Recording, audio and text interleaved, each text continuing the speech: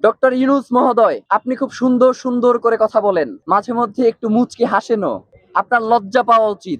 এক আসনের প্রার্থীর আপনারা নিরাপত্তা নিশ্চিত করতে পারেন না, আর ৩০০ আসনে আপনারা ইলেকশন করবেন এবং সেই ইলেকশন সুষ্ঠু হবে, কোনো ঝামেলা হবে না এবং সব থেকে সুন্দর নির্বাচন হবে, এমন কথা যখন আপনারা বলেন তখন আপনাদের মুখে আমাদের থুতু মারতে ইচ্ছে হয়। যদি আল্লাহ না করুক কোনো কারণে সে নিঃশ্বাস বন্ধ করে, সেই দিন এই অন্তর্বর্তীকালীন সরকারের শেষ দিন, যে আগামী কালকের মধ্যে যদি এই আসামি গ্রেফতার না হয়, তাহলে আমরা স্বরাষ্ট্র উপদেষ্টা এবং আইনমন্ত্রী এই দুইজনের পদত্যাগ দাবি করছি। প্রায় অর্ধ কোটি টাকায় ধার করে এয়ারক্রাফট তারা ভাড়া করেছে ওসমান হাদিকে বিদেশে চিকিৎসার জন্য। সেই ওসমান হাদি বিভিন্ন সময়ে আপনাদেরকে জানিয়েছেন যে তার উপরে হত্যার হুমকি রয়েছে, বিভিন্নভাবে বিভিন্ন মাধ্যমে তাকে হত্যার হুমকি দিয়েছে বিদেশ থেকে এবং বাংলাদেশের বিভিন্ন নাম্বার থেকে। ফুটেজ দেখেছেন বা যাদেরকে শনাক্ত করা হয়েছে, এইটা আসলে কোনো গোয়েন্দা সংস্থা করে না, আমরা শনাক্ত করে তাদের কাছে এই ফুটেজ পাঠিয়েছি। খুনির জন্য পালিয়ে যাওয়ার জন্য যথেষ্ট সময়। সুতরাং আমাদের কাছে স্পষ্ট মনে হয়েছে যে বাংলাদেশের যে গোয়েন্দা সংস্থাগুলো রয়েছে তারা সম্পূর্ণভাবে এক্ষেত্রে অসহযোগিতা করেছে। যারা বাংলাদেশপন্থী সকল রাজনৈতিক দল, মত এবং সংগঠনকে আগামীকালকে শহীদ মিনারের ৩টার প্রতিরোধ সমাবেশে অংশগ্রহণ করার জন্য উদারত আহ্বান জানাচ্ছি। আমরা এর জন্য আসলে মানসিকভাবে প্রস্তুত ছিলাম না, তবে আমরা যখন থেকে এই ইনসাফের লড়াই শুরু করেছি তখন থেকে আমাদের যেই শহীদি মনোবাসনা সেটা আমাদের মধ্যে সবসময়ই ছিল, এবং সেই মনোবাসনা আমাদেরকে সবসময় ধারণ করতে বলতেন যেই নাম, যেই কণ্ঠস্বর, তিনি হচ্ছেন শরীফ ওসমান হাদি। শরীফ ওসমান হাদির পরিবার হসপিটালে আছেন। তারা বাংলাদেশের সকল মানুষের কাছে দোয়া চেয়েছেন যাতে আল্লাহ তাআলা ওসমান হাদিকে হায়াতে তাইয়্যেবা নসিব করেন এবং আপনাদের সামনে বাংলাদেশের মানুষের হয়ে বাংলাদেশের জনতার কথা বলতে পারে। আল্লাহ যাতে তাকে সেই তৌফিক নসিব করেন। প্রিয় ভাইয়েরা, ওসমান ভাইয়ের শারীরিক অবস্থার কথা আপনারা জানতে চেয়েছেন। ওসমান ভাইয়ের বর্তমান শারীরিক অবস্থা হচ্ছে গত 2 দিন ধরে যেমন ছিল খুব একটা পরিবর্তন আসে নাই, তবে আজকে আমরা বোর্ড মিটিংয়ে ডাক্তারদের সাথে কথা বলেছি। তারা আমাদেরকে জানিয়েছে যে পরিবার চাইলে কিংবা রাষ্ট্র যদি মনে করে তাহলে ওসমান হাদিকে তারা উন্নত চিকিৎসার জন্য বিদেশে প্রেরণ করতে পারে। তো আমরা ইতিমধ্যেই ইনকিলাব মঞ্চের পক্ষ থেকে, যেহেতু আপনারা জানেন যে সরকারিভাবে যদি কোনো একজন পেশেন্টকে পাঠানো হয় বিদেশে সেক্ষেত্রে কিছু প্রসিডিউর রয়েছে, তো ইনকিলাব মঞ্চের ভাই বোনেরা এবং তার পরিবার তারা অলরেডি প্রায় অর্ধ কোটি টাকায় ধার করে এয়ারক্রাফট তারা ভাড়া করেছে ওসমান হাদিকে বিদেশে চিকিৎসার জন্য। সেক্ষেত্রে তারা এখন পর্যন্ত সরকারের কাছ থেকে কোনো ধরনের সহায়তা গ্রহণ করে নাই। ভাইয়েরা, ওসমান হাদি বাংলাদেশে, আপনারা এখানে যারা আছেন অধিকাংশই আমার নাম জানেন না, সেটা আমি জানি, কিন্তু বাংলাদেশের এমন কোনো জায়গা নাই যেইখানে ওসমান হাদি তাকে চেনে না এমন একজন মানুষ রয়েছে। সুতরাং সেই ওসমান হাদি বিভিন্ন সময়ে আপনাদেরকে জানিয়েছেন যে তার উপরে হত্যার হুমকি রয়েছে, বিভিন্নভাবে বিভিন্ন মাধ্যমে তাকে হত্যার হুমকি দিয়েছে বিদেশ থেকে এবং বাংলাদেশের বিভিন্ন নাম্বার থেকে। এবং শাহবাগ থানায় গত ডিসেম্বরে একটা জিডিও করা হয়েছে এবং এই হামলার কিছুদিন সপ্তাহখানেক আগেও ওসমান হাদি নিজের প্রোফাইলে একটা পোস্ট দিয়েছিলেন এবং সেখানে তাকে যারা হত্যার হুমকি দিয়েছিল তাদের নাম্বার সে পাবলিক করে দিয়েছিল। বাংলাদেশ সরকার যারা দায়িত্বে রয়েছেন, যে সকল গোয়েন্দা সংস্থা, অত্যন্ত হাস্যকর বিষয় যে ওসমান হাদির যেই তার উপরে যে আক্রমণ হয়েছে এখন পর্যন্ত আপনারা যেই ফুটেজ দেখেছেন বা যাদেরকে শনাক্ত করা হয়েছে, এইটা আসলে কোনো গোয়েন্দা সংস্থা করে না, আমরা শনাক্ত করে তাদের কাছে এই ফুটেজ পাঠিয়েছি। তো গোয়েন্দা সংস্থার কাজ কি একজন ব্যক্তির উপর আক্রমণ হওয়ার পরে মানে আমাদের কাছে সিসিটিভি ফুটেজ চাওয়া, নাকি কোন কোন পথ ধরে এই খুনিরা পালিয়েছে সেই ফুটেজগুলো তারা নিজ দায়িত্বে সংগ্রহ করা? সিআইডির একটা টিম এই হসপিটালে এসেছে রাত 2টায়, তো রাত 2টায় ঘটনা হচ্ছে দুপুর 2টার, আর তারা এসেছে রাত 2টায়, মানে এটা তো একজন খুনির জন্য পালিয়ে যাওয়ার জন্য যথেষ্ট সময়। সুতরাং আমাদের কাছে স্পষ্ট মনে হয়েছে যে বাংলাদেশের যে গোয়েন্দা সংস্থাগুলো রয়েছে তারা সম্পূর্ণভাবে এক্ষেত্রে অসহযোগিতা করেছে, এবং জুলাইয়ের এই যে শক্তি যারা বাংলাদেশকে ধারণ করে, আমার কাছে মনে হয় যে এখনো গোয়েন্দা সংস্থার মধ্যে এমন কিছু লোক রয়ে গেছেন যারা এখনো চাচ্ছে না যে বাংলাদেশ তার স্বাধীনতা সার্বভৌমত্ব ফিরে পাক। দীর্ঘ 17 বছরে বাংলাদেশের স্বাধীনতা সার্বভৌমত্ব যেভাবে দিল্লির কাছে মাথা নত করেছিল, তারা এখনো সেই প্রচেষ্টা চালিয়ে যাচ্ছে। এবং ইতিমধ্যেই আমরা সংবাদ মাধ্যমের জানতে পেরেছি, এটা সম্ভবত 5 থেকে 10 মিনিট আগের ঘটনা, যে তারা বলেছে যে খুনি আমাদের প্রতিবেশী রাষ্ট্র ভারতে পালিয়েছে। আপনাদের কাছে একটা কথা জানতে চাই যে বাংলাদেশে যারাই এবং যখনই কোনো গুম খুন এবং হত্যা হয়, সেই খুনির আশ্রয়দাতা অটোমেটিক্যালি ভারত হয়ে যায়। তো একটা প্রতিবেশী রাষ্ট্রের দায়িত্ব কি তার পার্শ্ববর্তী রাষ্ট্রের যে নিরাপত্তা যারা বিঘ্নিত করে তাদেরকে আশ্রয় দেয়া, নাকি তার পার্শ্ববর্তী রাষ্ট্রের নিরাপত্তা যাতে কোনোভাবে ব্যাহত না হয় সেই দিকে সহযোগিতা করা? আমরা ইনকিলাব মঞ্চের পক্ষ থেকে আপনাদেরকে জানাতে চাই, যদি সত্যি সত্যি ভারতে এই খুনি পালিয়ে থাকে তাহলে যেন অতি দ্রুত বাংলাদেশ সরকারের পক্ষ থেকে ভারতকে আহ্বান জানানো হয় খুনিকে হস্তান্তরের ব্যাপারে। এবং এই ব্যাপারে যদি ভারত অসহযোগিতা প্রকাশ করে তাহলে ইনকিলাব মঞ্চ বাংলাদেশের সকল বাংলাদেশপন্থী জনতাকে নিয়ে ঘোষণা করছি যে বাংলাদেশে ভারতীয় দূতাবাসের আর কোনো কার্যক্রম চলতে দেয়া হবে না। যেই রাষ্ট্র বাংলাদেশের স্বাধীনতা সার্বভৌমত্বকে বিনষ্ট করে দিতে চায়, যারা বারংবার বাংলাদেশের এই মানচিত্রে যারা থাবা বসিয়েছে তাদেরকে আশ্রয় দিয়েছে এবং এই খুনি পতিত স্বৈরাচার হাসিনাকে যারা এখন পর্যন্ত লালন পালন করছে, সেই রাষ্ট্রের সাথে বাংলাদেশের সুসম্পর্ক থাকবার আর কোনো কারণ হতে পারে না।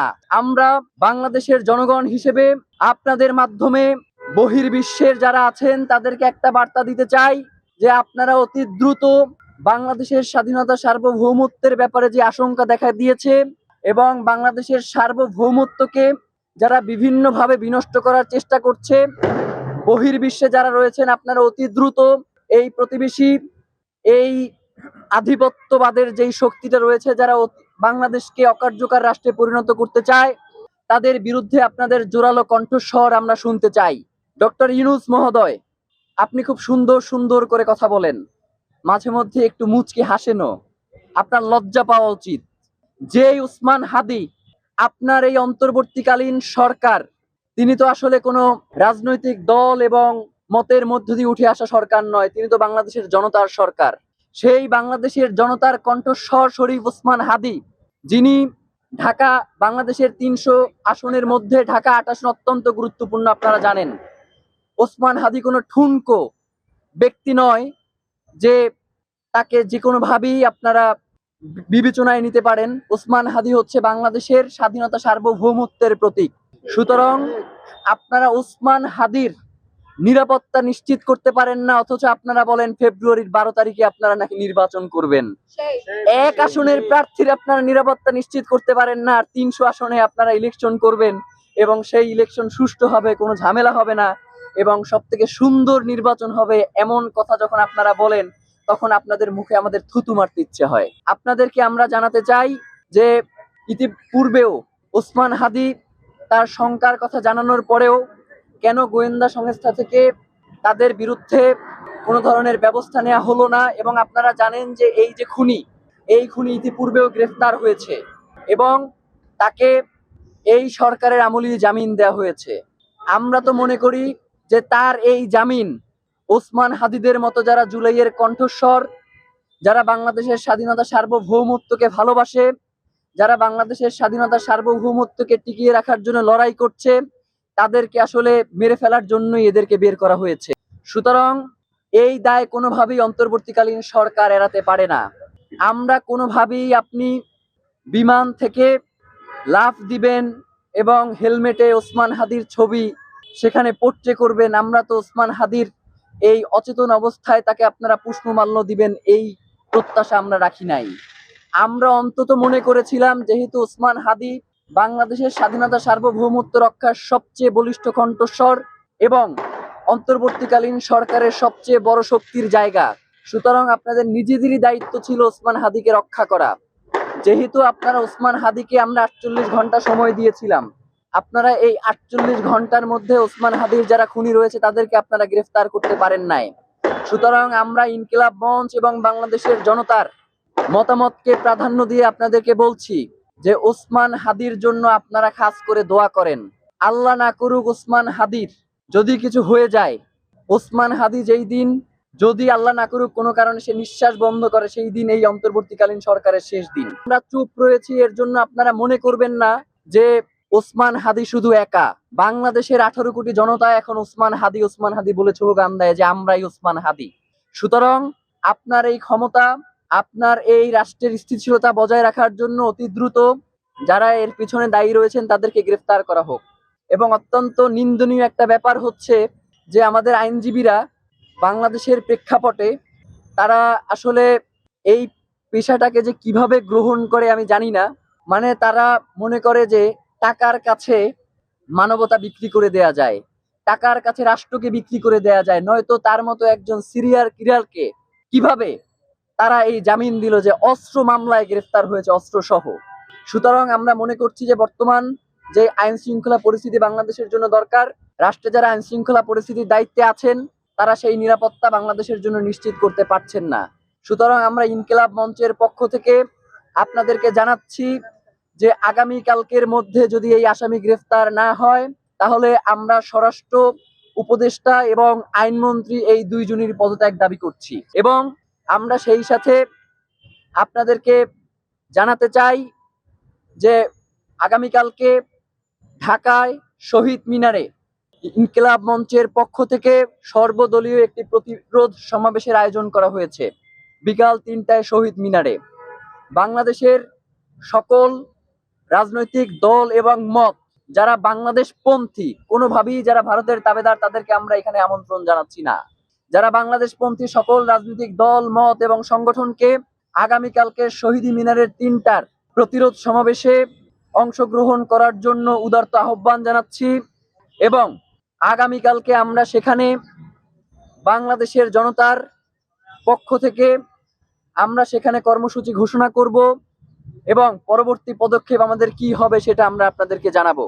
আমরা অত্যন্ত আশঙ্কা বোধ করছি যে আগামী নির্বাচনকে কেন্দ্র করে বাংলাদেশকে অস্থিতিশীল করবার জন্য একটা চক্র উঠে পড়ে লেগেছে। আপনারা জানেন যে ওসমান হাদি তার গুলিবিদ্ধ হওয়ার ঘটনায় পুরো বাংলাদেশে বিক্ষোভ মিছিল হয়েছে এবং উত্তরার একটা বিক্ষোভ মিছিলে দুইজন ফিরে যাওয়ার সময় তাকে আওয়ামী লীগের যারা রয়েছেন তারা তাদেরকে আহত করেছেন, এলোপাতাড়ি তাদেরকে কুপিয়েছেন।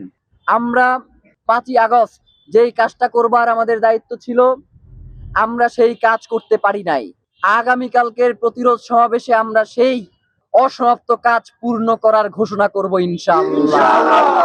বাংলাদেশের স্বাধীনতার সার্বভৌমত্ব টিকিয়ে রাখতে হলে বাংলাদেশে ভারতের কোনো দাসত্ব মেনে নেওয়া হবে না।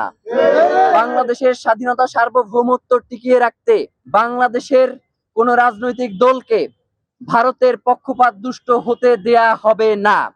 যারাই বাংলাদেশের অবস্থান করে ভারতের পক্ষ নিবে, বাংলাদেশে যেভাবে জুলাই পরবর্তী সময়ে তাদেরকে বাংলাদেশ থেকে বিতাড়িত করা হয়েছে, আপনাদেরকে ঘোষণা করে দিতে চাই যে যদি আপনারা শুধু ভোটের জন্য যদি আপনারা আপনার ভাইয়ের রক্ত ভুলে যান তাহলে বাংলাদেশের জনগণ ঘোষণা করছি যে আগামী কালকে আমরা সর্বাত্মক প্রতিরোধ ইনশাআল্লাহ শুরু করছি।